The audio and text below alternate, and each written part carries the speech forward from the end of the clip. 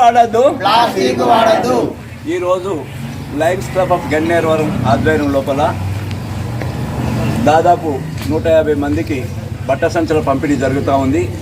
ఈ నెల ఈ సంవత్సరం అంతా మేము ఒక కార్యక్రమం తీసుకున్నది ఏంటంటే క్యాన్సర్ మమ్మారి అనేది తెలియకుండా, ముఖ్యంగా స్త్రీలకు వాళ్ళకి తెలియకుండానే ఈరోజు హోటల్కి వెళ్ళి ఛాయ్ వర్క్ సంచులో తీసుకొచ్చి తాగుతూ ఉన్నాం. వండిన కూరలు వర్క్ సంచులో తీసుకొచ్చుకొని తింటూ ఉన్నాం. వండిన బిర్యానీ ప్యాకెట్లు తీసుకొస్తా ఉన్నాం. అవి మనకు తెలియకుండానే మనం తినేటప్పుడు రుచిగా కడుపులోకి పోయి లోపల మన ఆరోగ్యాన్ని ఖరాబ్ చేసి క్యాన్సర్ దారితీస్తున్నాయి. పాపం స్త్రీలకు తెలియకుండా చాలా మంది నేను ఆరోగ్యంగా ఉన్నా, నాకు ఏం లేదని చెప్పి అనుకుంటున్నాం. ఆరోగ్యంగా ఏదైనా పరీక్షలకు పోయినప్పుడు ఈ టెస్ట్ పంపాలమ్మా అని చెప్పి కొద్ది రోజులు మీకు క్యాన్సర్ ఉందని వచ్చేసరికి అసలు ఆ మాట వినగానే చాలా మంది చనిపోతూ ఉన్నారు ధైర్యం దాలక. ఇటువంటి పరిస్థితి తెచ్చుకునేదంటే నేను ముఖ్యంగా స్త్రీలకు, అక్కలకు, చెల్లెలకు, అమ్మలకు అందరికీ చెప్పేది ఏంటంటే మనము ప్లాస్టిక్ అనేది అస్సలు వాడద్దు.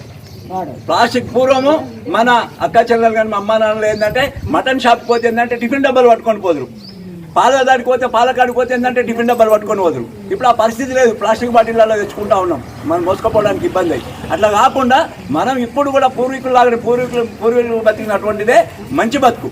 వాళ్ళు ఏంటంటే కల్తీ లేని ఆహారం మన చేతిలో పండించుకొని బూడిదతోని మన గేదెల ఎరువుతోని తర్వాత ఆవుల ఎరువుతోని పంటలు పండించుకొని తిన్నటువంటి వాళ్ళు ఆరోగ్యంగా 100 సంవత్సరాలు బతికారు.